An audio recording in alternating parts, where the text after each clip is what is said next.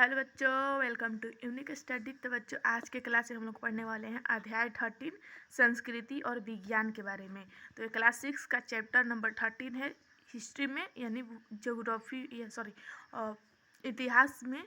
इतिहास का chapter number 13 है। तो हम लोग आज की क्लास में ये पढ़ने वाले हैं और इसके बाद हम लोग एक दो टॉपिक के बाद कवर करने के बाद हम लोग 14 चैप्टर कवर कर लेंगे। फिर उसके बाद हम लोग 7th क्लास का स्टार्ट कर देंगे। देन साथ में नोट्स भी हम लोग करेंगे, मतलब टॉपिक बाय टॉपिक नोट्सों से भी पढ़ेंगे और एनसीईआरटी साथ में तो चलेगा ही। तो क्लास को स्टार्ट करते हैं। अगर मेरे चैनल पर नए हैं, अगर मेरा वीडियो पर नए हैं तो प्लीज़ वीडियो को लाइक करें, चैनल को सब्सक्राइब करें और ज़्यादा से ज़्यादा चैनल को शेयर करें।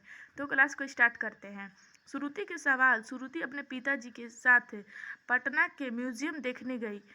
वहाँ की एक मूर्ति पर उसकी नज़र टिक गई। उसने अपने पिताजी से पूछा, यह किसकी मूर्ति है? इसे कब बनाया गया होगा? भारत के इतिहास में चौथी 7वीं सदी के बीच का समय संस्कृति और वैज्ञानिक प्रगति के दृष्टिकोण से महत्वपूर्ण है। इन 400 वर्षों में समाज, धर्म, कला, साहित्य, विज्ञान, तकनीक के क्षेत्र में ऐसे ही कार्य हुए जिसे आज भी याद रखा जा सकता है। तो इस क्लास में हम लोग जैसे कि मूर्ति कला के बारे में पढ़ेंगे, मूर्तियों के बारे में, जो सम्राट अशोक का मूर्ति थे उसके बारे में पढ़ेंगे। तो बहुत सारे ऐसे मूर्ति है जिसके बारे में हम लोग चर्चा करेंगे, उसका कला साहित्य के बारे में चर्चा करेंगे।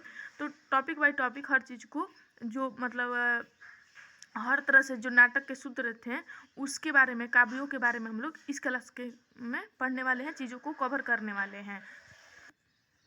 इन 400 वर्षों में समाज, हमारे मतलब जो हमारा समाज है वो बहुत सारे चीज़ों में सांस्कृतिक और वैज्ञानिक प्रगति में इस चीज़ को महत्वपूर्ण आगे बढ़ रहा है। तो जैसे किस किस में समाज, धर्म, कला, साहित्य, विज्ञान एवं तकनीक के क्षेत्र में ऐसे कई कार्य हुए हैं। तो 400 वर्ष से हमारे जो समाज है, वो हमारे जो वैज्ञानिक और सामाजिक प्रगति है वो बढ़ती गई। तो उसमें से वो समाज है, धर्म है, कला है, साहित्य, विज्ञान है और तकनीकों है जो हमारे कार्य में, मतलब ज़्यादा से ज़्यादा इस चीज़ों की कार्य हुई। पुराण महाकाव्य काल 4वीं सदी के प्रारंभ से 7वीं सदी के मध्य तक, 14वीं सदी के शुरू में और 7वीं सदी के मध्य तक, यानी बीच में तक का समय, जिससे रामायण, महाभारत, पुराणों एवं तमिल साहित्य का अंतिम रूप से संकलित किया गया है।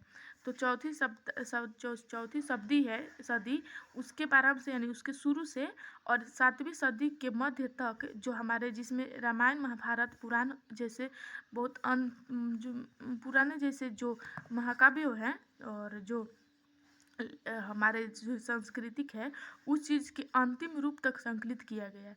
इस काल में अन्य लौकिक महाकाव्यों, गैर धार्मिक साहित्य की भी रचना हुई और इसी काल में गैर महाकाव्यों और गैर धार्मिक की रचना हुई। और इसी में किसका हुआ था? महाभारत, पुराण, तमिल जैसी चीज़ों की भी, जिसके समय मध्य में इस चीज़ की अंतिम साहित्य हुआ था, संकलित किया गया था, भी रचना हुई। इसलिए इस काल को महाकाव्य काल कहते हैं। तो इस काल को कौन काल के नाम से जानते हैं? महाकाव्य काल से जानते हैं। कला एवं साहित्य। यह कला साहित्य रचना की दृष्टि से काफ़ी समृद्धि रहा है। इस कला में कई धार्मिक एवं लौकिक साहित्य की रचना हुई है। इस कला में धार्मिक और लौकिक साहित्य की रचना हुई है। इन पुस्तकों में स्त्रियों और पुरुषों की वीर गाथाओं तथा देवताओं से संबंधित कहानियों को बड़े ही स्वाभाविक तरीके से लिखा गया है। तो ये जो बुक है, ये जो पुस्तकें हैं, इसमें स्त्रियों के वीर गाथाओं के बारे में और पुरुषों के वीर गाथाओं के बारे में, इस और देवता देवी के बारे में इस बुक के कहानियों में मतलब बहुत अच्छे तरह से विस्तार किया गया है, बताया गया है, लिखा गया है। पुराणों की रचना इसी काल में हुई थी। तो पुराण का भी रचना इसी काल में हुई थी। पुराणों से भी हम धार्मिक, सामाजिक कहानी के अंतरिक्त राजवंशों के वंशावली भी मिलती है। हिंदू रीति रिवाज एवं कानून से संबंधित कई पुस्तकें की रचना इसी काल में हुई। तो हिंदू रीति रिवाज से लेकर कानून से संबंधित की जितने भी पुस्तकें हैं वो इसी काल में हुई थी। यद्यपि रामायण और महाभारत की रचना कई सौ वर्ष पहले हुई, मतलब रामायण और महाभारत की रचना कई सौ वर्ष पहले हुई थी, लेकिन लेकिन इसे अंतिम रूप में पुराणों की तरह इसी समय संकलित किया गया। तो पुराणों की तरह इसको अंतिम रूप में ही संकलित किया गया, लिखा गया।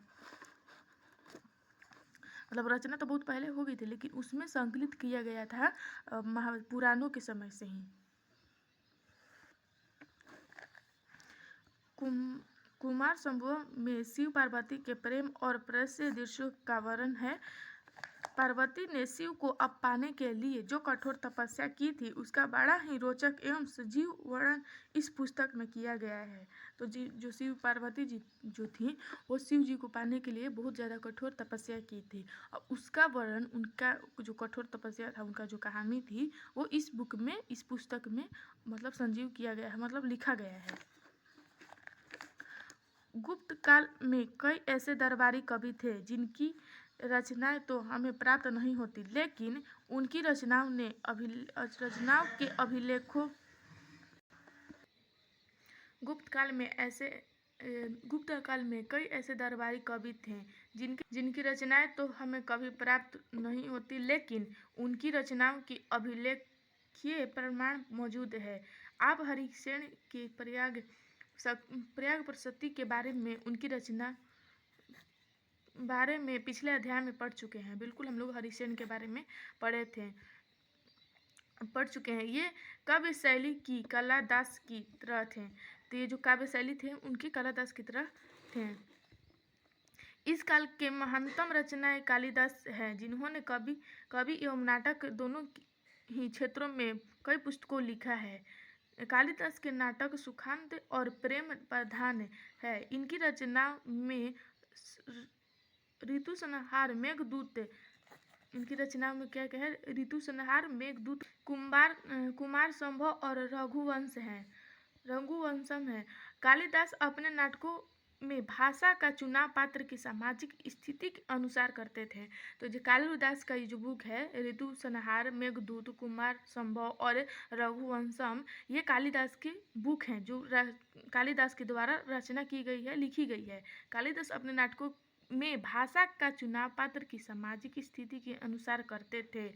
उच्च सामाजिक स्तर के पात्र संस्कृति बोलते थे, जबकि निम्न सामाजिक स्तर के पात्र एवं स्त्रियां प्रायः प्रकृति तथा अन्य स्थानीय भाषा का प्रयोग करती थीं। कालिदास की रचना अभिज्ञान, शकुंतलम साहित्य और नाट्य कला दोनों ही दृष्टि से बेजोड़ है। मालविकाग्निमित्रम नाटकम शुंग वंश के इतिहास पर आधारित है। तो जो मालविकाग्निमित्रम है, जो विज्ञानिमित्रम नाटक है, वो शुंग वंश के इतिहास पर आधारित है। इस काल के नाटकों में शूद्र की रचना नृक्ष कटिकम अन्य काव्यों की रचना नहीं है, क्योंकि इसमें राजकीय जीवन एवं महाकाव्यों के प्रसंगों की बात नहीं की गई है। इसका नायक दरिद्र ब्राह्मण सार्थवाह चारुदत्त है एवं नायिका वसंत सेना नाम की गायिका वेश्या है। इस नाटक के सभी पात्र अपने अपने क्षेत्र की स्थानीय भाषा बोलते हैं, जो कि वास्तविक जीवन के ज़्यादा करीब दिखाई देता है। इस नाटक के सभी पात्रों की भाषा बड़ी सहज है, लेकिन उनमें भरपूर संवेदना भी दिखाई देता है। इसमें समाज के सभी वर्गों, राजा, ब्राह्मण, जुआरी, व्यापारी, चोर, धूर्त, दास आदि का सहज नियंत्रण है। विख्यादंत ने मुद्रा राक्षस एवं देवी चंद्रगुप्त नामक दो ऐतिहासिक नाटकों की रचना की। मुद्रा राक्षस में जहाँ चाणक्य की योजनाओं का वर्णन है, वहीं देवी चंद्रगुप्तम में शंकाधिपति एवं रामगुप्त का चंद्रगुप्त द्वितीय द्वारा वध एवं ध्रुव देवी के साथ विवाह का चित्रण है। इस प्रसंग को आप पिछले अध्याय में भी पढ़े हैं। बिल्कुल, स्वयं हर्षवर्धन भी उच्च कोटि का नाटककार था। जो हर्षवर्धन था वो उच्च कोटि का नाटककार था। इसने नंगानंद, रत्नावली एवं प्रियदर्शिका तक 3 नाटकों की रचना की। तो जो हर्षवर्धन था वो किसने किया, कौन कौन नाटकों का रचना? नंगानंद, रत्नावली एवं प्रियदर्शिका नामक 3 नाटकों का रचना किया। यह संस्कृति के गद्य, आपसे कोई पूछ सकता है कि हर्षवर्धन कितने नाटकों का रचना किया था, तो नंगानंद, रत्नावली और प्रियदर्शिका का रचना किया था, जो हर्षवर्धन के द्वारा किया गया था। यह संस्कृत के गद्य साहित्य का सर्वोत्तम उदाहरण है। चंद्रगुप्त द्वितीय ने 9 रत्न में से एक अमर सिंह ने अमरकोश संस्कृति शब्दकोश की रचना की। वत्स्यमान का कामसूत्र भी इस काल का प्रसिद्ध लौकिक ग्रंथ है। इसमें व्यवहारिक जीवन के सभी पक्षों का तार्किक विवेचना किया गया है। इसमें नागरिकों के लिए अच्छे व्यवहार, संगीत, नृत्य, गीत आदि की शिक्षा से संबंधित चर्चा है। इसमें संपन्न नागरिक के दैनिक जीवन का वर्णन किया गया है। इसी समय दक्षिण भारत में भी कई महाकाव्यों की भी रचनाएं हुई जिसमें संगम साहित्य के नाम से जाना जाता है। इस ग्रंथों की रचना तमिल भाषा में की गई है। तो ये जितने भी ये जो ग्रंथ हैं वो उसकी रचना जो है वो तमिल भाषा में की गई है। इलंगो नामक कवि ने शिल्पपदिकरम की रचना की। इसमें कोयलन नामक व्यापारी का उल्लेख है जो अपनी पत्नी कनगी को छोड़कर माधवी नाम के वेश्या से प्रेम करता है। जो कोयलम नामक एक व्यापारी था जो अपनी पत्नी को छोड़कर, जिसका नाम कनगी था, उसको छोड़कर एक माधवी नाम के वेश्या से प्रेम करता था। इसका भी उल्लेख इस ये में दिया गया है। राज जौहरी के द्वारा चोरी का झूठा आरोप लगाने पर सजा के द्वारा उसे प्रदंड दे दिया गया। इसकी पत्नी कनगी ने अन्याय के विरोध में मुद्रा शहर को नाश कर डाला। तो इसकी जो पत्नी थी उसकी पत्नी ने अन्याय के विरोध में जो मुद्रा शहर था उसका नाश कर डाला। मणि में लखनी लगभग 400 वर्ष के बाद तमिल भाषा में ही सतनार द्वारा लिखा गया। इसमें कोलन और माधवी के बेटी की कहानी है।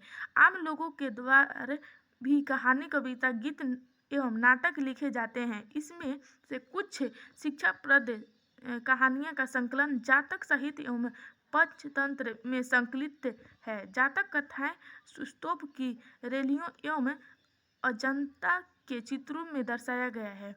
तो ये आज का टॉपिक हम लोग यहाँ तक कवर कर लिए हैं। कल से हम लोग यहाँ से पढ़ेंगे वास्तुकला और स्थापत्य कला के बारे में। हम लोग कल के क्लास में पढ़ने वाले हैं।